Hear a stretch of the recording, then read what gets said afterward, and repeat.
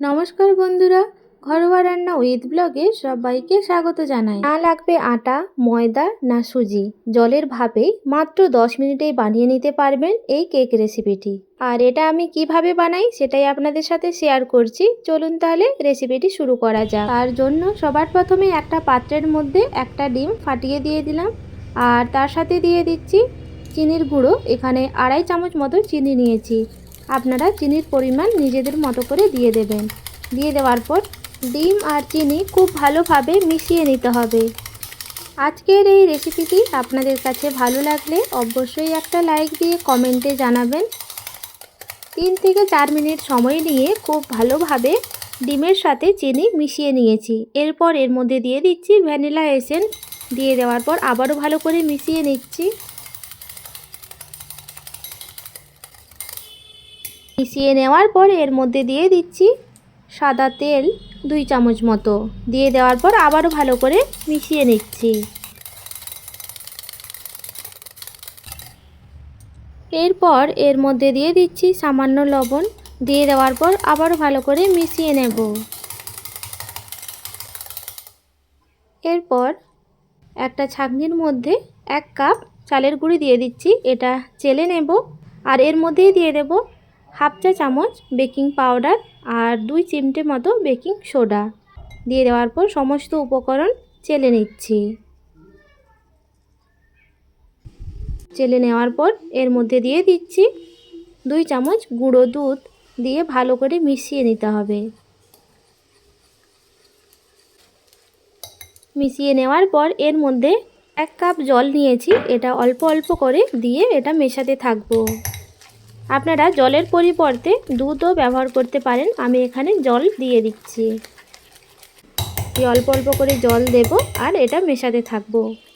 কেকের রেসিপি তো আপনারা অনেক রকমভাবে খেয়েছেন। একবার আমার মতো করে চালের গুঁড়ি দিয়ে কেক বানিয়ে দেখবেন। মাত্র 10 মিনিটে জলের ভাপে বানিয়ে নিতে পারবেন। আর এই মিশ্রণটির থিকনেস হবে এই রকম।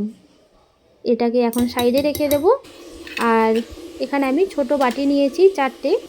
আর এই বাটির মধ্যেই কেক বানিয়ে দেখাবো।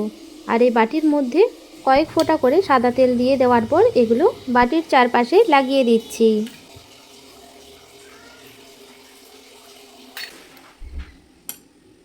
চারটে বাটির মধ্যে তেল ব্রাশ করে নেওয়া হয়ে গেলে এর মধ্যে চালের যে মিশ্রণ রেডি করে রেখেছিলাম সেটা এখানে দিয়ে দিচ্ছি। আর পুরো ভর্তি করে দেব না, কিছুটা গ্যাপ রেখে এই মিশ্রণটি দিয়ে দেব।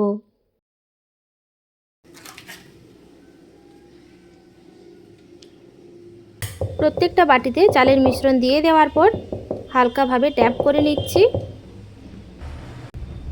এইগুলো এবার স্টিম করে নেব। তার জন্য কড়াইতে আগে থেকে জল গরম হতে বসিয়ে দিয়েছি। জল গরম হয়ে গেলে এর মধ্যে একটা ছিদ্রযুক্ত থালা বসিয়ে দিলাম। দিয়ে এর মধ্যে বাটিগুলো এক এক করে বসিয়ে দেওয়ার পর এটা ঢাকা দিয়ে রাখবো মিডিয়াম ফ্লেমে 10 মিনিটের জন্য।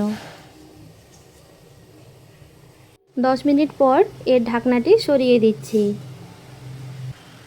আর কেকগুলো হয়ে গেছে কিনা একটা টুথপিকের সাহায্যে দেখে নেব। এই পর্যায়ে দেখুন টুথপিক একদম পরিষ্কার, তার মানে কেক একদম রেডি। ফ্লেম অফ করে দিয়ে এটা খুব ভালোভাবে ঠান্ডা করে নেব।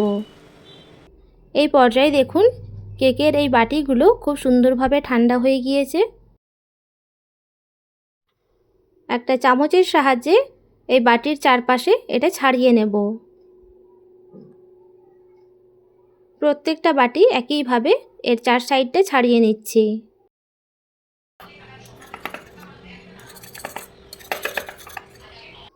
এরপর এটা ডিমোল্ড করে নেব।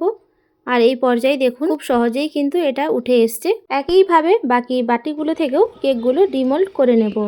আপনারা দেখে বুঝতেই পারছেন হাতে মাত্র 10 মিনিট সময় নিয়ে চালের গুঁড়ি দিয়ে কেক রেসিপিটি বানিয়ে নিতে পারবেন।